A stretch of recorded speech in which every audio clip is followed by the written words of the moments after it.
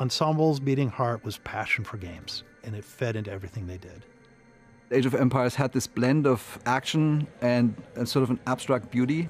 The sun was always shining in Age of Empires games. It was inviting. It was very good gameplay, and that just holds up. It's so iconic that it's really stood up the test of time. I was just out of college, or just out of quitting college. Wanted to get into programming, so first started as a freelancer, and then that led to starting Ensemble Corporation with John Bookscott. It was the two of us initially, and we quickly had a few more people growing that company. And it was really focused on business software, did a lot of stuff with banks, you know, typical business stuff. But even in that venue, Tony, you know, he was always a outside-the-box thinker, super creative at heart. The company was largely successful. It grew slowly over time, and there were a number of people involved in the company, maybe 30 or 40 by the time we talked about starting a game company. From the time I was a Dungeons & Dragons player in junior high school, I'd always wanted to start a game company.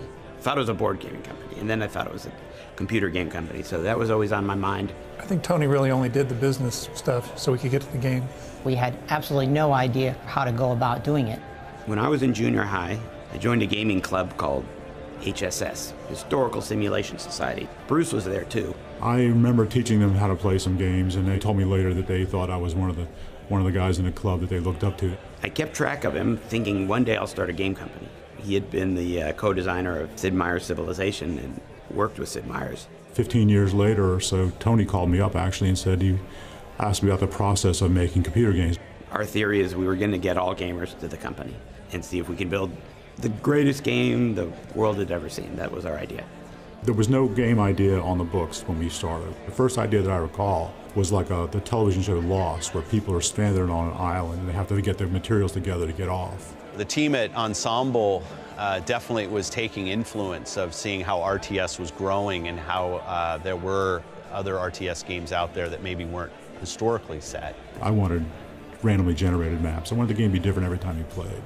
And we wanted to have a non-cheating AI that played like a real human being. Warcraft 1 really focused our direction. We looked at Command & Conquer and Warcraft and Civilization, and we made a list of what those games were doing really well. Why were they successful? What was important about those games? We have to be as good as them in what they're doing really well.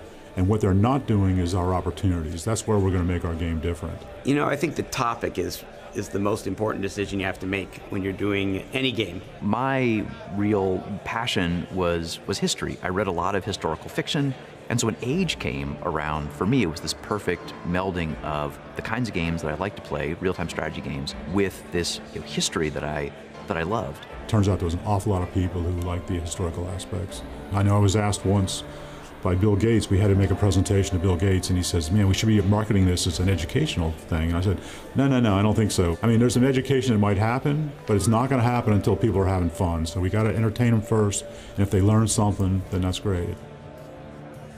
And then the idea came along, why don't we take the gameplay from Warcraft and Command & Conquer, this real-time strategy gameplay, and merge it with the historical and economic aspects of Civilization that I had helped build a few years earlier.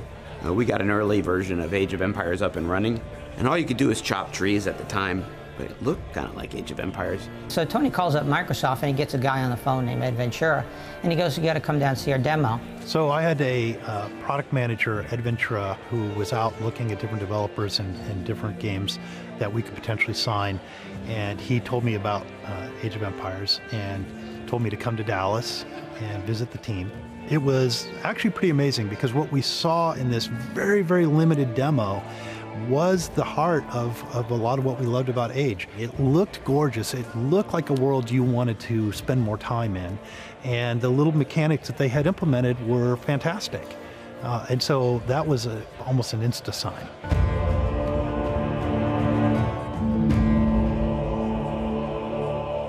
PC Gamer magazine ran a cover story called The Year of the RTS, and it had a cover story listing 50 RTS games coming in the next 12 months. Out of that, when we look back in history, only a very small number of games, are ones that people even remember today. We can be proud that we stood up to a lot of competition and exploration in a genre that was exploding at that time. I don't think there's many people that don't know what Age of Empires is. Everyone knows it, everyone probably played it. You know, they gave us a plaque. I have it at home. for 1 million sales. And they were ecstatic. It exceeded expectations at 1 million.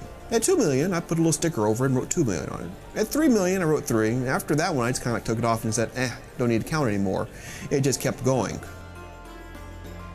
I remember coming off of the end of Age of Empires 1, which is right when I joined. Coming into the development of Age of Empires 2, it was kind of this moment that you get sometimes in the game industry where you have a team that just finished a game, like the first game in a franchise, and it's kind of, we just have this feeling of like, there's all these things we wished we could have gotten in that game, but we just ran out of time. And so everybody was dying to make the sequel. And I think the Middle Ages was the best topic of all for a strategy game like that.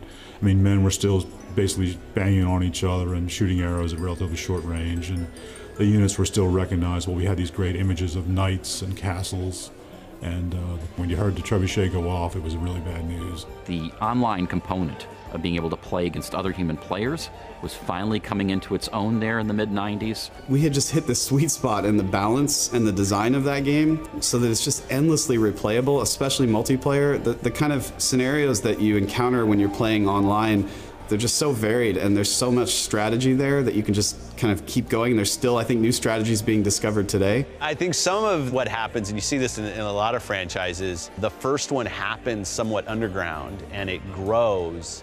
And as a player, you feel like, oh, I kind of missed the boat on the first one, but it sticks in your head as one of these games that you have to go play. So when the second one comes around, there's a lot more interest in it because the name Age of Empires is out there. You feel like, okay, I'm not going to miss it this time. I'm not going to miss this launch event.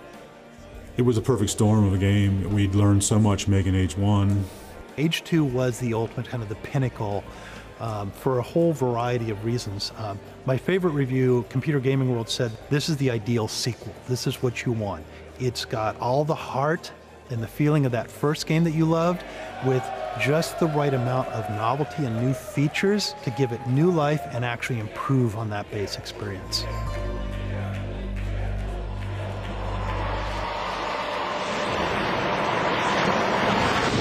Between Age 2 and Age 3 was Age of Mythology, which was a real departure. We really love fantasy, but we also really love history. And then it hit us, that's mythology. That's the perfect topic.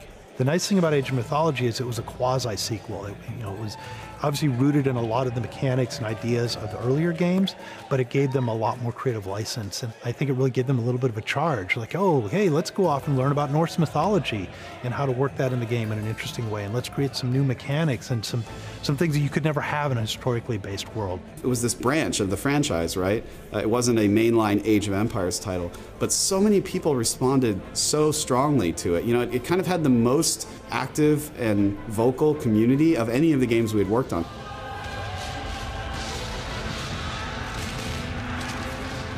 By the time we got to Age 3, the team down at Ensemble was really kind of world-class as a game production team. I think a lot of times you see teams in that third or fourth iteration for them really hit their stride because so much of what it means to just be a team working on a video game together goes away, and it becomes about focusing on the game itself.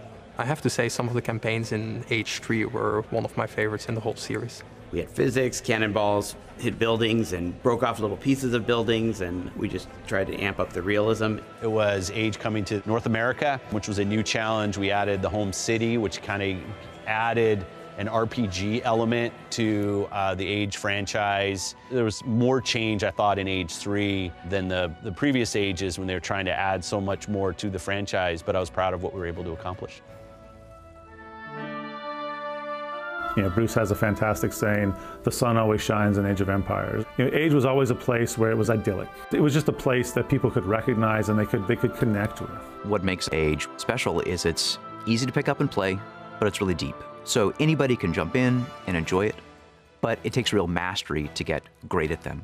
We did a lot of different experiences in those boxes. Nothing feels, out of place, right? There's this amazing holistic environment that players can kind of get into. There's deep levels of strategy and always new things to explore and to learn. And when you have a nice big community, there's always people influencing how the game is played, how it changes over time, how the meta experience of the game evolves, and that kind of keeps them fresh year after year after year. Age of Empires 2 was really built around user-made content, even after 20 years. People are still churning out content and playing new stuff, and there is no limit to that, pretty much. I was mostly just playing around the scenario editor, loved elephants, loved just screwing around and kind of building these giant battles. You would get parents that would talk about the Age of Empires as something that they felt was good for the kids, because it actually kicked off at least a question about history. And I think that's maybe as important as really injecting the history lesson right into the game. What Ensemble Studios did 20 years ago has affected millions and millions of people and gave them some good memories. To me, that's the most important thing, I think. I love working in the game industry because every once in a while I get to meet my heroes. And for me, the Ensemble guys, the Age guys, they were my heroes. We were also passionate about Age of Empires and about what we were excited to bring to the world. They worked long hours, they poured everything they had into this game. And then I think the other thing that was a little surprising was how good everyone was at their jobs, even though most of them had no background in games. The number of talented people that Ensemble Studios attracted was amazing. I think part of the formula was that we didn't know anything about games. We didn't have any ideas about what was hard, so we just thought everything would be easy, and we moved forward with stuff. There's still people who play Age of Empires 1 today. If these guys didn't go anywhere in the last 20 years, I don't see them going anywhere in the next 20.